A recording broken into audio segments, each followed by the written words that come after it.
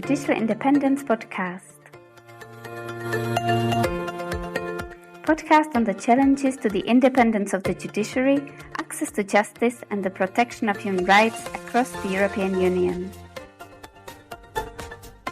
Welcome to this podcast mini-series on the judicial independence in the EU. This podcast is part of the Rule of Law for Lawyers project, led by the International Commission of Jurists in partnership with Free Courts, Aditus, Forum for Human Rights and Human Rights in Practice, looking into the current challenges to the rule of law, especially to the independence of the judiciary in Europe. These challenges are numerous and in many cases extremely serious and can limit access to justice and have negative impacts on lives of millions of people across the EU. In the 10 episodes of this podcast, we will speak with experts and legal practitioners to shed light at some of these issues and will discuss about ways to protect and preserve judicial independence so that human rights across the EU can be effectively protected.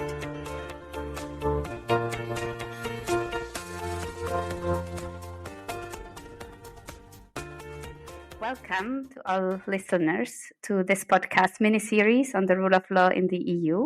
I'm Karolína Babická, legal advisor with the ICJ, and our first guest today is Roisin Pillai, the director of the ICJ's Europe and Central Asia program, with whom we work together on this new project.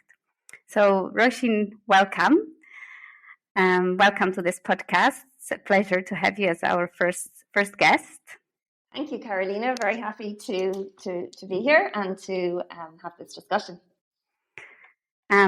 You have really years of experience working on the rule of law in Europe and Central Asia, and you are probably one of the best persons to explain in the beginning why is it important that we speak about the rule of law and why is it problematic when it gets under threat.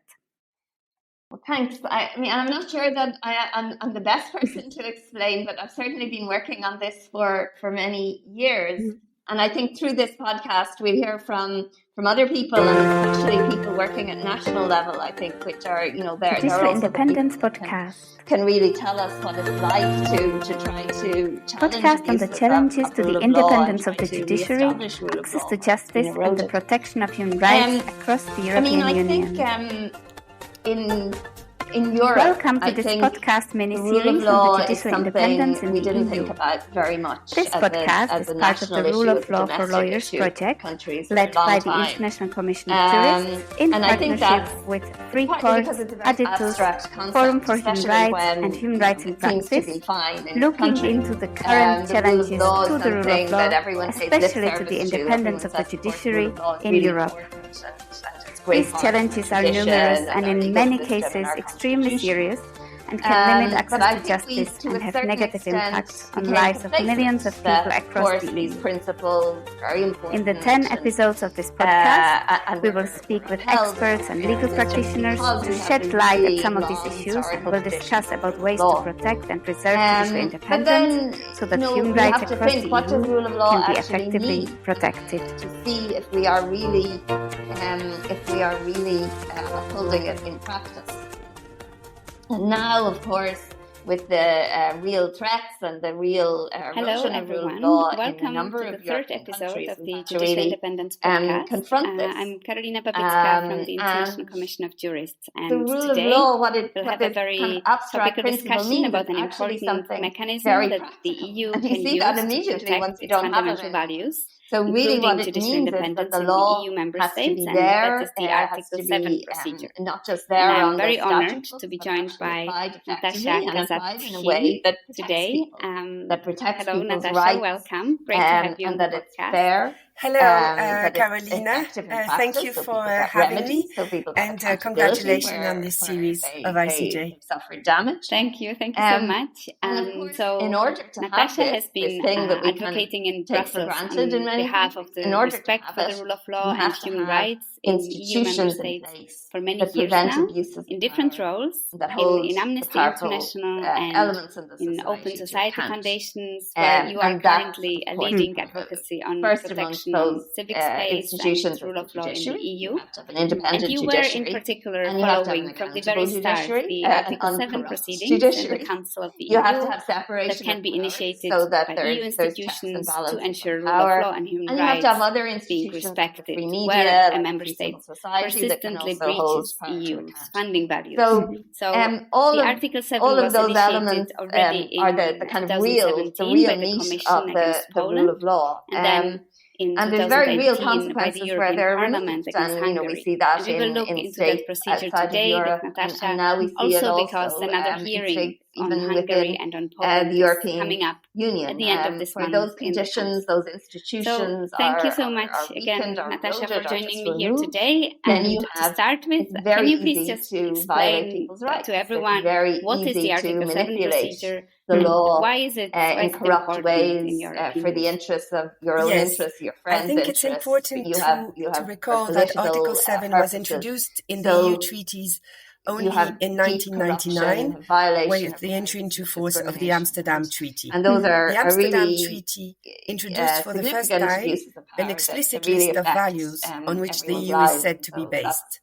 This is the current Article 2 of the treaties that asserts that the EU is based on the values of rule of law, and I agree that human rights, we well as equality, got used to human the idea that freedom, really the rule of law is there for at least in the European Union. And of course, 49, we probably have not been so prepared to deal with such erosion of the basic institutions, and especially the independent judiciary at the EU level. Article 7 actually we have been hearing in the past years about the rule of law crisis in the EU, and actually we also at the ICJ have been following this quite closely. We have intervened in some of the cases in front of the European Court for Human Rights, for instance. We engaged in some advocacy towards the EU institutions. So could you please say a bit more about that work and about the whole crisis overall? To the procedure, you know, what has it caused, and where are we now? Whereby the Council, acting by 4/5 majority, as can determine knows, that there is a clear risk we saw, of a serious breach in the last of EU years, values in any given member move state. towards Before doing authoritarianism, that, really, it can hear the member states concerned. It may also vote to address recommendation to that state. Poland this is Hungary. Today's Article 7.1 of the treaties. For the purpose of our discussion and linking back to your introduction on Hungary and Poland, I think it is important to note that the centrality and the importance of EU values to the EU was fully clear but also and deterioration explicit by the time in Hungary and Poland Russia, joined the in a number of countries. The other region remark and beyond, is that the procedure that has been started against those countries, as you said, in 2017 and 2018, is the preventive arm of Article 7. What Article authoritarian 7.1 that was regimes added by the do is they try to remove and that the checks article on does power. not And require it's interesting that the kind of playbook is, in many countries, the last quite remark similar. that First can of be of all, interest some of the for first things to listeners. be attacked Why did the 7.1 article added to the treaty? Governments are this was actually a follow-up of the so-called higher Hydra affair that had shaken the EU of 15 Supreme member Court, states only back then. the security After the extreme right Freedom Party of Hydra joined the coalition government in Austria at the end of 1999, the other 14 member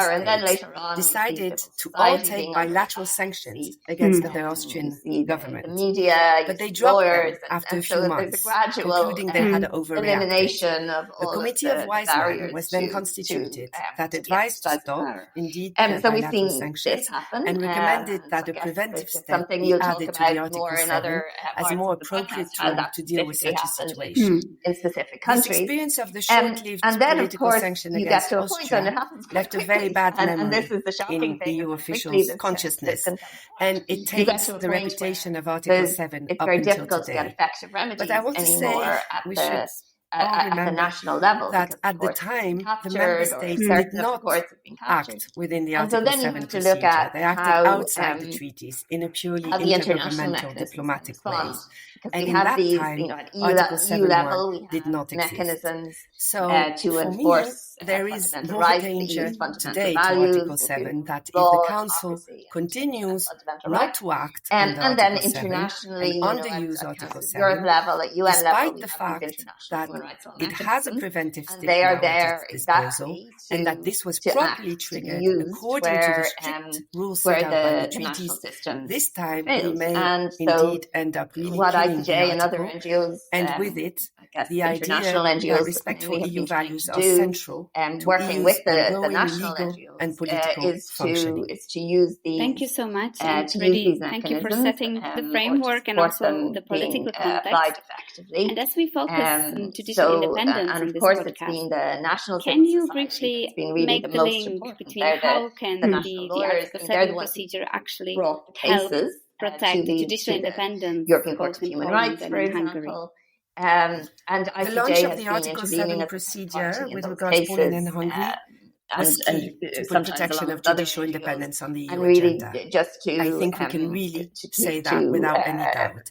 It has sparked describe the EU international action law to and protect standards judicial that apply, independence in and these countries, sometimes but the also national in situation, others. and First, to try to one needs ensure to strong recall that in decisions both in those cases of And we've Poland got and some very Hungary, strong decisions the undermining in some of of those judicial cases, independence, which which is has a been core really helpful. element of And rule then of there's law been in also liberal an democratic NGO systems, effort, was a joint central NGO to effort, justify really amongst the human launch of rights Article 7. organisations For both to countries, the advocate case at of EU Article level, 7 to make highlights sure what we that saw the legal and continue to processes see. and political That is, processes at courts EU being level subjective to react political control, appropriately and including by strongly packing of the to courts with this government-friendly appointees deterioration in and the rule of appointing law. government-friendly Because figures it's to really other important. This is supposedly also a independent test of these institutions, international such as the systems. Public Prosecutor's Office. They're here for The establishment of government-approved disciplinary European procedures systems, used to these global discipline ones. or even And so terminate the appointment of judges we who can't questions afford for aspect them of to the fail, government actually, agenda, in or these who refer to the EU because courts cases that on the undermines independence their of the judiciary credibility, or other topics to and their which government effectiveness objects, for such as other EU asylum law in Hungary. situations that might arise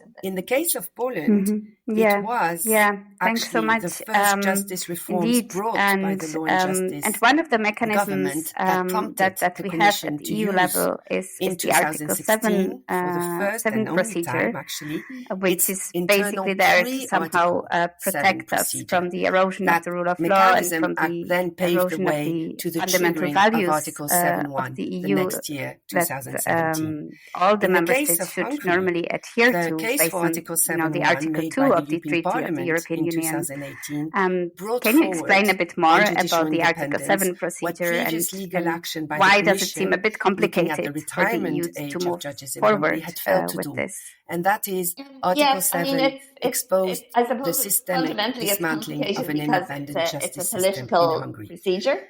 I think it's also fair to say that Article 7 boosted it's subject to all of the different pressures innovative that and successful procedures are legal always subject actions to. brought by the Commission But against it's Poland. also, This was well described very, in another podcast very of this series. procedure. And the introduction of can milestones on the independence to of the judiciary suspension of that voting need to be met by both Hungary and Poland to access EU recovery money. Concerned. It is noteworthy that both countries it's really have now designed embarked for on a the series most of serious legislation cases change of regarding the their violation judiciary of the as a result values, of this financial pressure of of the the EU. rule of law, fundamental rights. But how genuine democracy and and structural are the changes? It has been invoked We would this argue process, that such both in assessment relation to Poland, needs the value frame of Article 7 to be properly 2017, conducted. Commission. Thank you so much. That's really interesting. And so, where are we actually at the moment with the Article 7 proceedings? But where then have to move forward, these proceedings moved with during this the past process 5 to of 6 years sanctioning on the two countries? These countries' So violation what you will hear and read most often is that Article 7 proceedings are stalled and going nowhere, stuck in the Council that is taking no position. I would present things slightly differently. First, the procedure is still alive in the Council after 5 years for both countries, and the practice of Article 7 hearings during General Affairs Council meetings have become more regular. Once each rotating presidency for the last year and a half now, 5 hearings in total, have been really and slow. An upcoming hearing, as you said, at the end of this month in 2023 regarding both Poland and Hungary. It's really the procedure is also still alive very much in the European Parliament. That has that's where we are, that those Article processes 7 have been initiated, but have and has stalled. voted year after year And resolution on Article 7 concerns in both countries. See really how, in a remarkable step, at the end of last year, the European Parliament actually voted with the same overwhelming majority as back in 2018, having a very big impact. And then, of course, updating the Article 7 going opinion on of its related predecessor to the that went even further than the 2018 resolution by saying for the first time in EU's history on record that one EU member state is no longer a full-fledged democracy. But again, they're subject to negotiation and so on. In the form of hearings so then, on the two governments, and then we're left with and the debates in the process. European Parliament Commission that accompany these hearings, strong not in always, but bringing have in the past,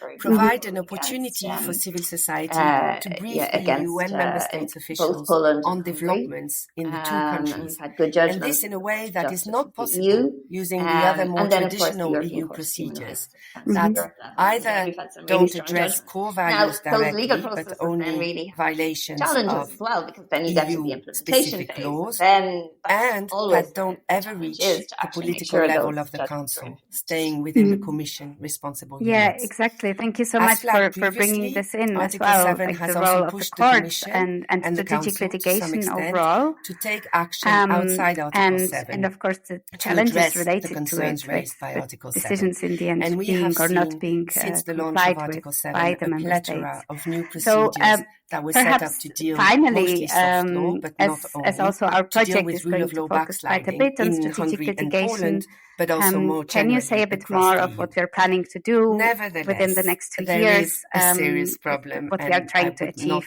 with the rule of law for lawyers project. The Council is doing a fine job. Yes, so this is a new project that we're starting, not and to use its but it's also kind of a continuation of our work that ICJ has been doing, and of course, in fact, the other partner organizations dialogue. Doing. Despite obvious misunderstandings and anti-EU open stance of both governments concerned by Article 7. Support the lawyers Council, throughout the EU, but in particular in clear countries political where the law is unwillingness under to confront Poland where and there are Hungary, problems of a reluctance judicial to challenge their actions, and mostly they seem very reluctant to impose a real political cost on the two countries. Through using in our the law, view, this calculation is maybe understandable, but it's very risky. Indeed, the member states are not alone playing this long game. Throughout the years, both governments of Hungary and Poland have been consolidating their grip on power and causing irremediable damage on rights and freedoms of their citizens, EU citizens, and practice of democracy within their country and across the EU. So we want By not acting, the member states are now sending the message that values are not that serious, especially national lawyers in some this undermines the authority of the EU in bringing as a guarantor and promoter of democracy and human rights in the eyes of its own international organizations like ICJ have. It encourages other governments to follow paths without too much problems risk. of judicial independence, It taints not only in Europe but globally, around the world, and really significantly, I think, affects countries. the authority of its and so, enlargement policy. Some of the partners in Indeed, this project how can it be that really no political action is taken against two EU countries that would not we want to try and bring this all together and exchange these experiences in a practical way, so that lawyers are really equipped to address